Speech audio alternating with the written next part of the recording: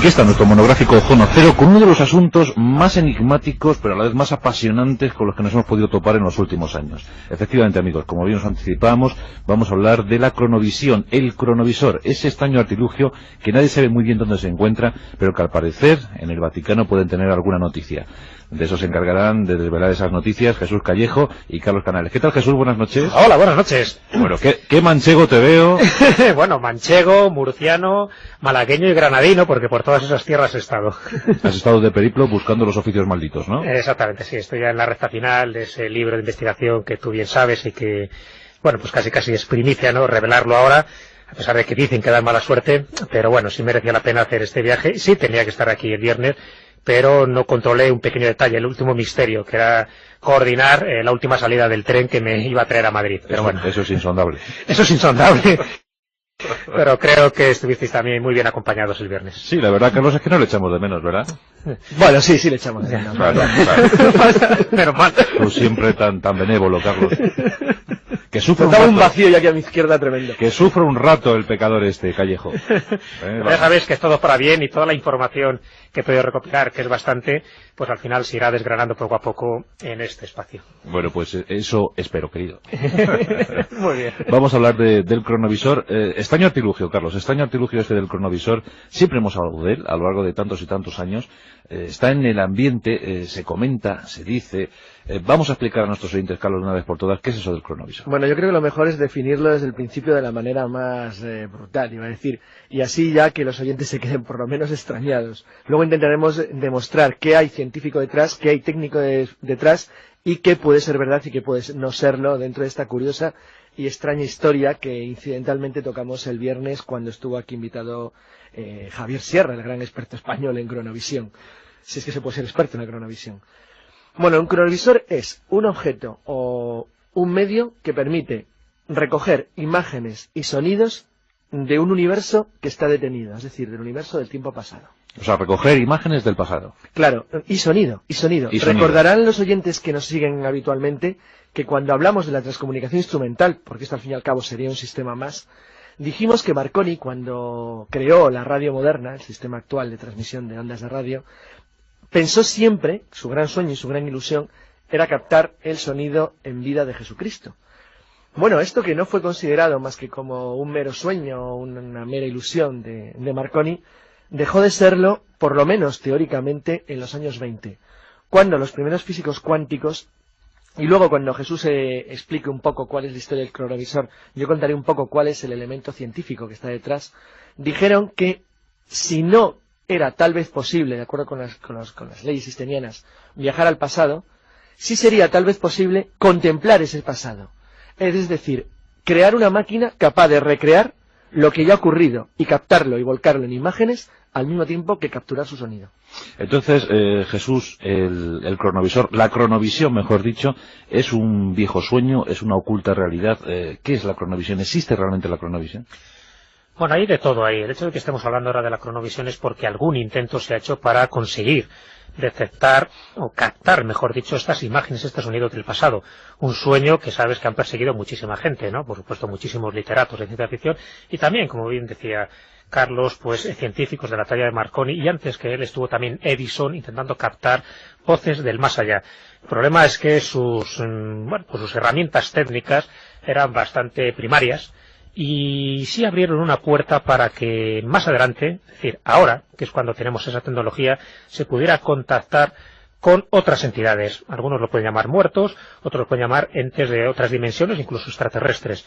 Y ahí la cronovisión entraría pues como uno de esos antecedentes de lo que ahora mismo se está llamando transcomunicación instrumental, la TCI, que hay muchísimos representantes importantes y prestigiosos en todo el mundo, y en España tenemos pues desde Germán de Argumosa, que sabes que es un poco pues el padre de todos estos intentos técnicos para ponerse en contacto con voces del más allá. Eso lo sé. Claro, y hasta pues gente ya tan puntera, ¿no?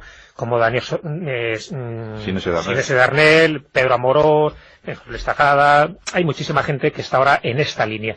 La cronovisión de alguna forma sería el intento más revolucionario, más espectacular y casi más heterodoxo que se ha hecho para no solo conseguir voces del pasado, que eso desde Jurgenson en el año 59, pues ya más o menos lo demostró, sino intentar captar imágenes y sonidos.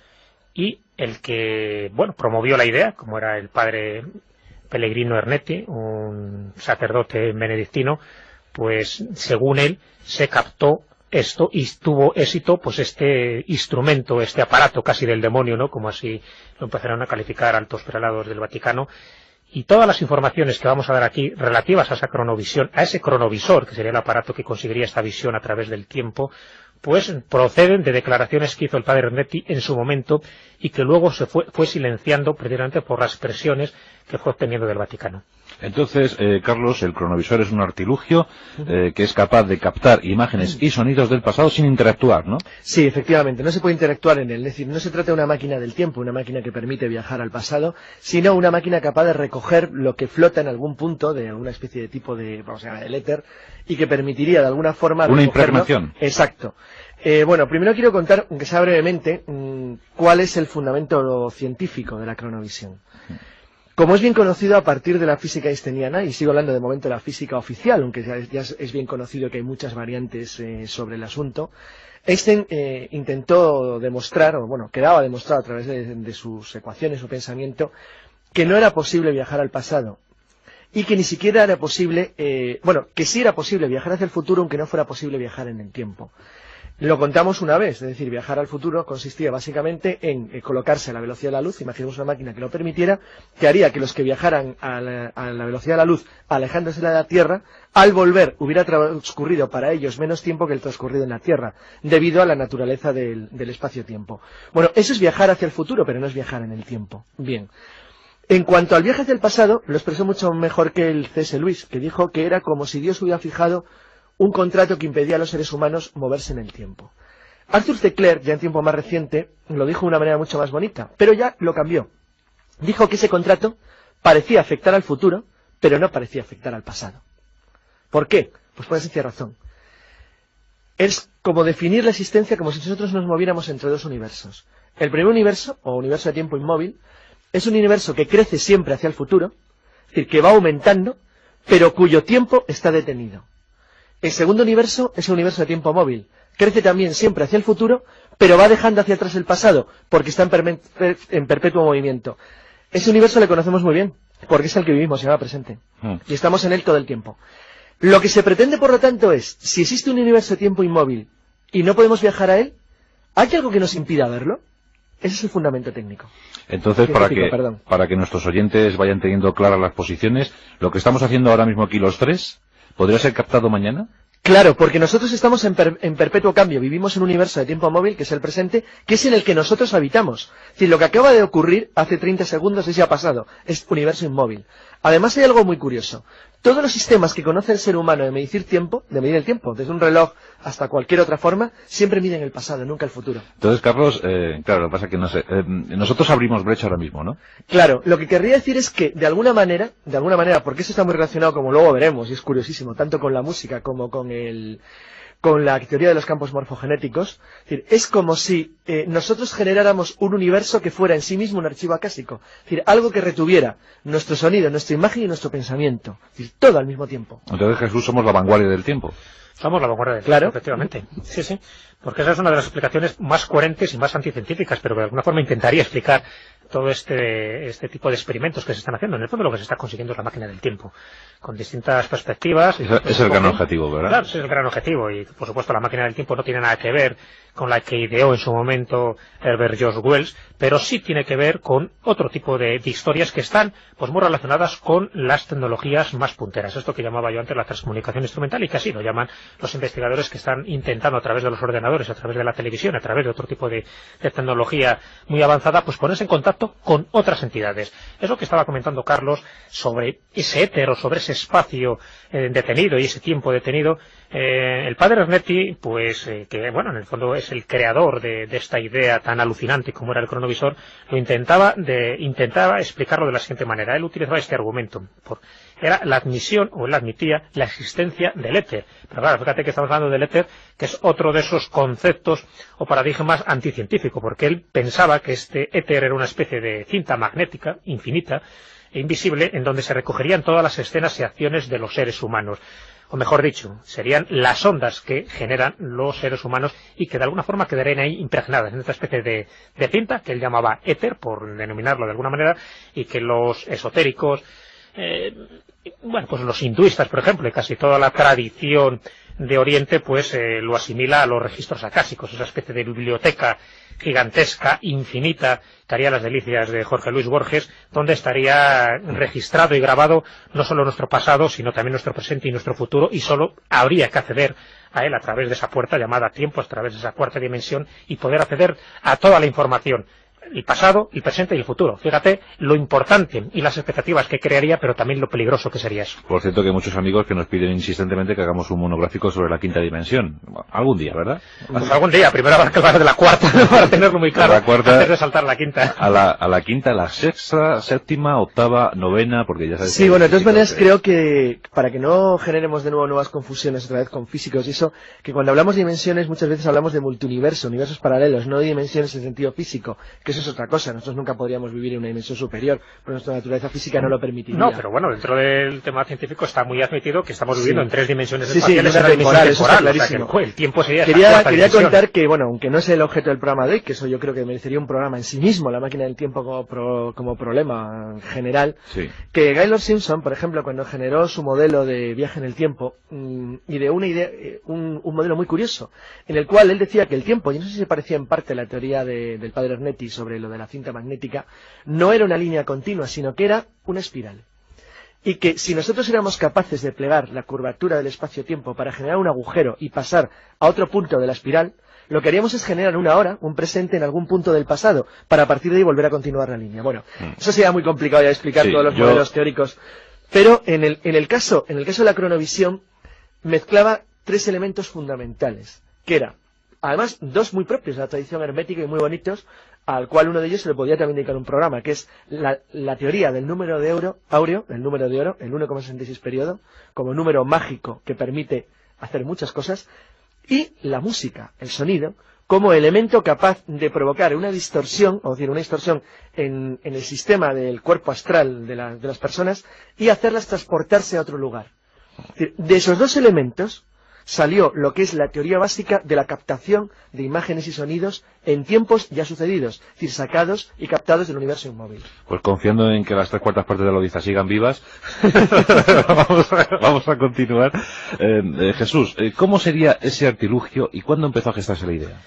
Vamos a ver, ya hemos dicho quién ha sido el artífice, que este sacerdote benedictino llamado Pellegrino Ernetti, un genio, según dijeron todos sus coetáneos, una persona que murió recientemente, en el año 1994, y este sacerdote ya era experto en prepolifonía, que es la música anterior al año 1000, en el Conservatorio Benedetto Marcello de Venecia. Aparte, además, pues era experto en muchas más cosas, ¿no? No solo conocía todo tipo de músicas antiguas, sino manuscritos, conocimientos históricos, en fin, debía ser una especie de biblioteca con patas, una especie de Carlos Canales, pero en sacerdote, llamado el padre Ernetti, y él fue el que, gracias a esos conocimientos que tenía, pues empezó a gestar una idea que se sabe que fue en los años 50 y en concreto en el año 1952.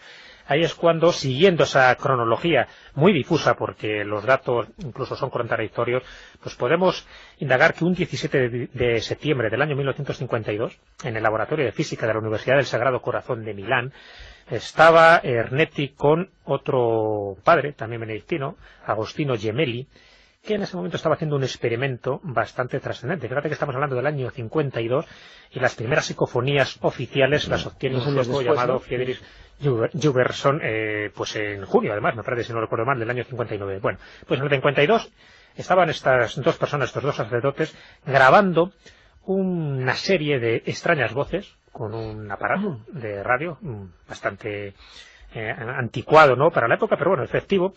Y en ese momento las voces que salen, que presuntamente eran unas voces de muertos, porque bueno, esa es un poco la invocación que habían hecho anteriormente el padre Agostino Gemelli, estas voces son remitidas para su análisis al profesor Senkowski de la Universidad de Maguncia en Alemania, y ahí es donde les confirman que esas voces desde luego tienen una tesitura no humana. Es decir, estamos hablando de los antecedentes de las psicofonías.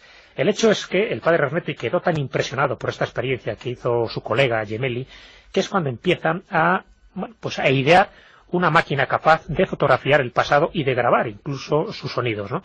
Él comentaba que esas ondas visibles y sonoras del pasado no se destruían, y no lo hacían porque eran energía, y por lo tanto la energía siempre la podías transformar, manipular y recuperar, si era preciso, de ese pasado, ¿no?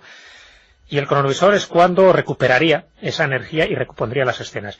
Todo esto, que en el año 52 es cuando empezaría a pergeñarse esta idea, según parece ser, según estos datos que tenemos, empieza a ser conocido gracias a un periódico italiano, el Domenica della Corriere, que es cuando en el año 72 publica un pequeño reportaje donde se habla del cronovisor del padre Ernetti. Esto es lo que empieza a saltar a la luz. Lo que pasa es que en el año 72 ya digo que es cuando tiene esa importancia a nivel mundial, que incluso en España, lo cuento como anécdota, lo recoge el Heraldo de Aragón, ni más ni menos. Pero anteriormente se sabe que ya hubo alguna que otra referencia. Por ejemplo, en julio del año 1965, en un periódico en francés, L'Heure d'être, sería más o menos como la hora del ser, hacen una pequeña referencia, y un año después, bueno, medio año después, en enero de 1966, también se sabe que en un periódico llamado Civiltà de la Machine se publica un pequeño artículo con un sugerente título, que es el oscilógrafo electrónico, donde también se habla de esta supuesta máquina que el padre Ernetti había ideado. Pero ya digo, a partir del año 72 esto empieza a ser un boom, empieza a saberse públicamente que hay un sacerdote por ahí que casi desoyendo las voces del Vaticano, porque ni más ni menos está diciendo que puede grabar escenas del pasado y recoger sonidos del pasado, cuando la Iglesia como institución pues nunca ha recomendado este tipo de experimentos. Y ya cuando empieza a decir las cosas que está grabando y obteniendo, desde luego empiezan a encoger el ánimo a más de uno y a poner la piel de gallina a más de otro, ¿no? Porque, según él, aseguraba ni más ni menos haber recompuesto en su versión original una partitura musical desaparecida y elaborada por Quinto Ennio. Esta partitura musical se titulaba en su momento Tiester, y él dice que la recompuso gracias al cronovisor, recogiendo nota por nota. Recordemos que el padre Ernetti era músico, y entonces, bueno, pues lo logró otra vez, según él, logró recomponer pieza por pieza y casi nota por nota toda esta partitura totalmente desaparecida, el Tiesters, que fue representada originalmente en el año 169 después de Cristo, y se sabe que a partir de ahí se le perdió la pista. Pero, bueno, eso más o menos puede ser hasta creíble, ¿no? Decir, bueno, pues alguien que haya podido recoger unas partituras musicales y después las haya recompuesto. Pero es que el padre Ernetti aseguró algo más, y por supuesto mucho más espectacular. Dijo haber obtenido el texto original de las tablas de la ley, aquellas que fueron entregadas por Yahvé a Moisés, y fotografiar la destrucción de Sodoma y Gomorra, así como la transcripción literal de las últimas palabras pronunciadas por Jesús en la cruz. Estas son algunas cosas que dijo que había obtenido y que fueron difundidas en el año 72, y que decir tiene que el revuelo estaba servido. Sí, pero Carlos, ¿cómo es posible recoger sonidos e imágenes a voluntad? Y sobre todo fijar fechas, fijar intereses, decir, quiero recoger este sonido musical, quiero recoger este momento específico. Bien, eso obviamente no se sabe, pero sí hay un ligero indicio de cómo podría ser. Y ese indicio no viene de Roma, ni del Vaticano. Bueno, hay que tener en cuenta que el Vaticano, Pío XII, declaró este tipo de investigación como secretísima en los años 50. La Iglesia siempre ha negado, de hecho, oficialmente, que estas imágenes hayan sido captadas alguna vez. E incluso un libro de Robert Charroux, que llegó a publicar una supuesta fotografía de Jesucristo en la cruz, fue por la Iglesia completamente, dijeron que es una verdad chorrada y que no tiene nada que ver con ellos. No obstante, cuando digo que hay indicios de cómo pudiera ser la máquina, estos indicios vienen de algo muy curioso, que no tiene nada que ver con el Vaticano y que no consiste exactamente en el mismo sistema de obtención de imágenes y sonidos, pero que sí que está muy enlazado con ello, que es el proyecto del que hemos hablado aquí una vez de Testigos Lejanos. El proyecto militar norteamericano dirigido a través del INSCOMP para formar psíquicos capaces de realizar viajes astrales que permitieran transportar su cuerpo astral hasta puntos supuestos del territorio enemigo, donde podrían teóricamente informar sobre instalaciones militares que amenazarán la seguridad de Estados Unidos. El proyecto de Testigos Lejanos, que es un proyecto absolutamente delirante, que nadie creyó en él hasta que el gobierno norteamericano desclasificó todos los documentos e hizo públicas incluso las declaraciones de Ain Goswami, que fue uno de los psíquicos que trabajó con AINCO durante los años 70 y 80 en esta tremenda idea, tenía una de las operaciones, una de ellas, no todas, una de ellas consistía en la aplicación de determinados tipos de sonidos. No olvidemos que el padre Ernetti era un experto en polifonía y un gran conocedor de la de la mecánica de los números áureos como sistemas de obtención de música a través de lo que luego se ha hecho en los años 80 mediante fractales. Aquí tuvimos un buen ejemplo de Juan Ignacio Cuesta, de cómo se podía obtener música a través de sonidos naturales, es una cosa ahora muy de moda en la nueva era, que consistía básicamente en la aplicación a un sujeto de determinados tipos de sonidos en los dos lados, con frecuencias elegidas que permitían hacerle entrar en una situación de trance, es decir, algo parecido a la ingestión de una droga.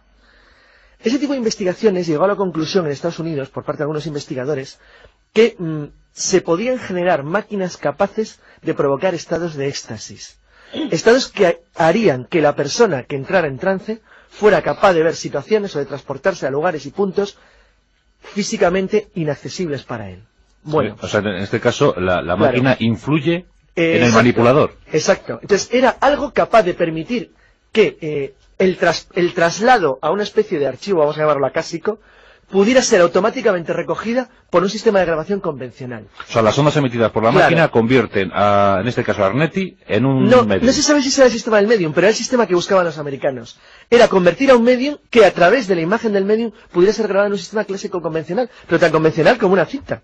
Entonces la máquina... Parece ser que la máquina lo que haría es, genera una situación en la cual busca o rastrea en determinadas ondas, tanto de sonido como de imagen, que generan una energía que es captada por una especie de codificador, que lo que hace es que convierte ese punto en concreto de la cinta que hablaba Ernetti, porque es muy gráfico hablando de ello, en eso, precisamente, en una cinta, es decir, en algo capaz de ser recogido en imagen y sonido. Pero eso, Carlos, es algo tan absolutamente extraño. Sí, pero a lo mejor eso lo que propone es que el propio Arnetti sea el catalizador. Sí, en parte hay la sospecha de que podría ser una semimáquina orgánica, es decir, que fuera una máquina capaz de coger impulsos de una persona.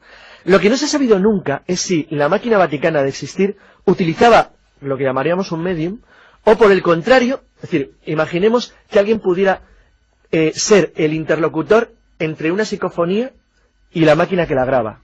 Pues sería algo de ese estilo.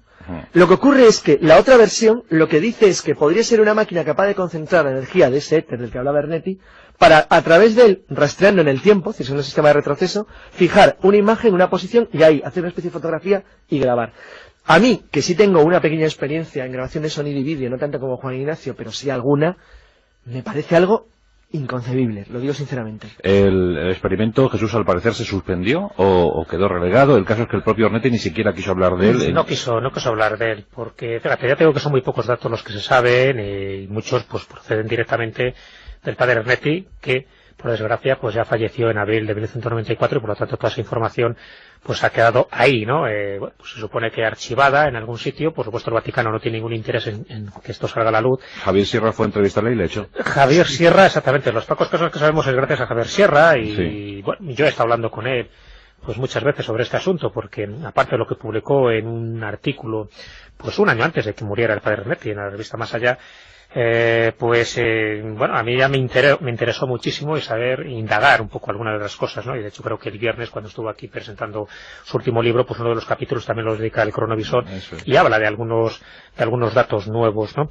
Pero en realidad lo poco que sabemos es que este hombre por alguna razón se asustó o le amenazaron al padre Ernetti, porque hay que descartar la idea de que el tío fuera un alucinado, de que no controlara esta situación o que, bueno, pues sencillamente que todo fuera falso, fuera de su invención, porque ya digo que era una persona muy reconocida, con mucho prestigio en su época. Entonces es impensable que alguien de su categoría y de su profesionalidad y de su prestigio, no lo olvidemos, pues fuera capaz de inventar esto. Pero claro, a raíz de la prohibición del Papa Pío XII de divulgar cualquier detalle sobre esta investigación, porque además él alegaba una cosa que tenía su sentido, ¿no? Su lógica, el Papa Pío XII. Decía que podía coartar la conciencia de libertad del hombre, porque una máquina que sea capaz de fotografiar o de saber el pasado de un ser humano, claro, aquí cuando se habla del pasado nos vamos a la época de Cristo, a la época de las cruzadas, pero también puede ser qué ocurrió hace 2 días o hace una semana, pero es que también puede fotografiar, ojo, el presente y también el futuro. Y eso podría ser destinado, si fuera cierto que esta máquina ha existido, como una máquina de espionaje o de contraespionaje potentísima. Esto es que el Papa Pío XII, por muchas razones, si esto es cierto, pues prohibió divulgar esto, y ya no, en fin, que se callara de forma absoluta el padre Ernetti, sino de que no prosiguieran estas investigaciones. Y además, cuando estamos hablando de investigaciones, no hablamos solo del proyecto individual de un hombre, de un sacerdote, sino que era un equipo, según la información que proporcionó el padre Ernetti en su momento, en el año 72, un equipo formado por 12 físicos internacionales que trabajaron durante más de una década para obtener estas imágenes y sonidos. Él era un poco el cabeza visible, pero reconocía que había como un colegio invisible detrás de él que estaban en la misma idea. ¿Qué ocurrió al final con esto? Pues lo que ocurrió es que cuando fue Javier Sierra, ya digo que fue un año antes de que el padre Ernetti muriera, no quiso saber nada. Es un tema muy espinoso para él, es como tocar, en fin, al diablo, ¿no?, en casa del cura, y nunca mejor dicho en este caso, y bueno, prácticamente le echó de malas maneras, pero sí le llegó a reconocer que el cronovisor en algún momento dado tuvo una existencia real y se aplicó. Desde luego, aunque el Vaticano para realizar ese experimento, si era un experimento concreto y real y con visos de éxito, seguro que los amigos rusos o norteamericanos ya están en ello. Claro, lo que pasa es que es tan de ciencia ficción la existencia del cronovisor, es tan raro y tan extraño que yo creo que es que no se lo toman en serio, es decir, lo digo de verdad. La gente, yo creo que ya no se sorprende tanto, ahora que se están desvelando a lo que llegaron americanos y rusos durante la Guerra Fría, de ver hasta qué punto una potencia poderosa es capaz de arriesgarse a cualquier cosa cuando ve que la supervivencia le va en ello. Pero en el caso de la cronovisión, es que además yo creo que no están convencidos de que los medios del Vaticano, que son grandes, estuvieran siquiera al alcance de poder definir o diseñar o incluso fabricar algo semejante. ¿Qué se supone que se obtuvo? Bueno, vamos a ver, mira, ya te digo, los pocos datos que nos han mostrado son de Robert Charrus, que en su momento en una de sus obras ya hablaba del cronovisor. De hecho, yo creo que es la primera referencia que hubo en España, pues a nivel de divulgación, ¿no? Pues como hacía Robert Charrus con todos sus libros, igual que hacía Peter Colosimo o como hacía Jacques Bergier. Robert Charrus ya lo mencionó, lo que pasa es que ya sabemos un poco también de lo fantástico que era Robert Charrus a la hora de interpretar y de exponer sus temas. Después Javier Sierra fue el que estuvo además con él, fue de las pocas personas que le entrevistó en vida, y a él le comentó algo que no salió en aquel famoso artículo, y él le dijo un poco los componentes de ese aparato, de ese cronovisor. Y los tres componentes básicos eran unas antenas con una aleación desconocida, según él dice que no se conocía el material con el que estaba compuesto. El segundo componente sería pues el aparato para dirigir las antenas, y el tercero un complejo sistema de grabación y sonido. Esos serían como los tres componentes de ese extraño cronovisor del que muy poca gente ha logrado ver. Pero una de las personas que sí sabe bastante de lo que fue el padre Ernetti, de un supuesto testamento que dejó antes de morir y que se niega a contar ningún detalle, y sus razones tendrá, es otro sacerdote, el padre François Brin.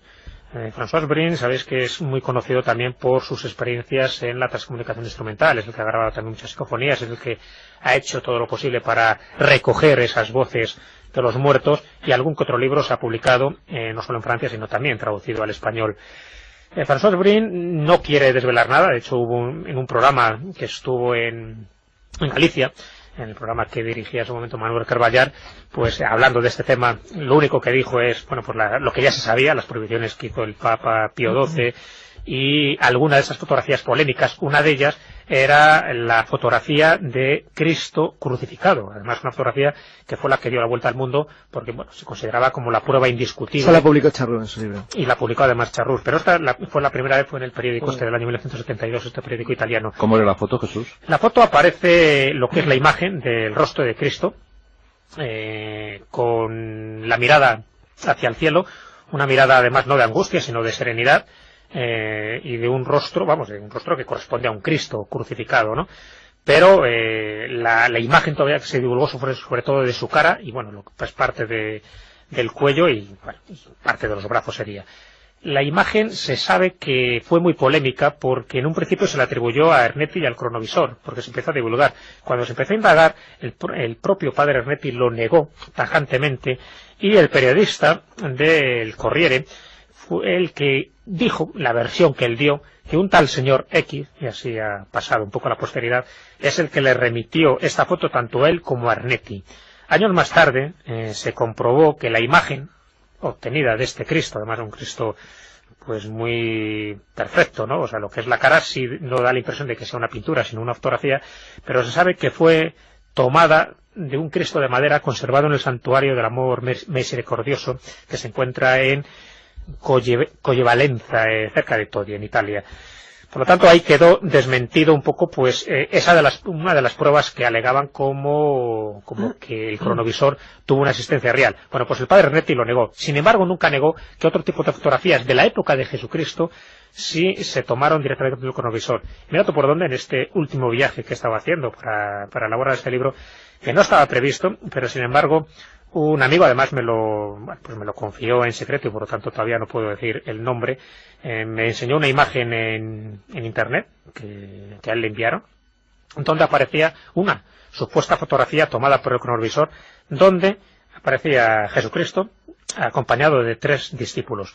Yo no digo que esa fotografía sea cierta, pero también es otra de esas que se están divulgando, y una de las que supuestamente el padre Ernetti dijo que eran ciertas y que nunca se llegaron a divulgar. No se sabe por qué se ha filtrado, si realmente es que se ha filtrado y no es un bulo más de los muchos que corren. Lo que sí se está comprobando, y este programa es una prueba de ello, que el cronovisor, a pesar de la antigüedad que tiene, vuelve otra vez a adquirir importancia, y por algo será. Y cuando el padre François Brin hable, me imagino que muchos secretos nos podrás desvelar. ¿Se encontrará el cronovisor en los archivos vaticanos? ¿Se encontrará en alguna de las galerías vaticanas? Pues es uno de los misterios que espero que se desvelen en los próximos años, ¿no? Dicen que fue destruido, pero... Sí, nadie destruye algo así si lo tiene. La teoría que también se baraja, y eso por ejemplo es algo que comenté a Javier Sierra, ¿no? Porque él pues está un poco a la última de estos datos, porque ha hecho más viajes allí y además pues se sabe que está haciendo un seguimiento muy de cerca. Bueno, Javier Serra, yo le pregunté además esto, ¿no? Porque a mí me han llegado informaciones contradictorias, desde que fue destruido totalmente o desde que se separaron los componentes, los 3 componentes básicos, para que nunca más se volviera a construir este cronovisor. Y él mantiene una teoría que posiblemente sea cierta y que va un poco en la línea de un libro que aquí todavía no se ha publicado, de Peter Krasa, que se titula El cronovisor del padre Ernetti, que posiblemente algún día pues aquí lo leamos. Él dice que este cronovisor todavía existe, que está de una pieza, que no fue destruido, y que se conservaría pues donde él cree que se debería conservar, en el mismo lugar donde el padre sacerdote, el sacerdote Pellegrino Ernetti estuvo pues ejerciendo su ministerio durante bastante tiempo, ni más ni menos que en el monasterio de San Giorgio, esta isla que está al lado de Venecia. Bueno, pues allí él comprobó que hay unos grandes almacenes y que intentó entrar en una de estas puertas, pues bueno, para investigar un poco la curiosidad que tiene todo periodista. El padre Ernetti es cuando se le desencajó el rostro y es cuando le echó casi de malas maneras, porque ya no quiso saber que le preguntara nada sobre el cronovisor. Sospecha, y no me extrañaría que estuviera en lo cierto, que el cronovisor nunca se destruyó, esa es la versión oficial que da el Vaticano, sino que todavía se conserva en algún departamento oscuro de este monasterio de San Giorgio en Venecia. Pues a ver si algún día nos enteramos de algo. El cronovisor, uno de los enigmas más fantásticos con los que nos hemos topado en la zona cero. Y aquí hemos dado buena cuenta de cómo se gestó, de cómo se fomentó la investigación y cómo misteriosamente se paralizó todo.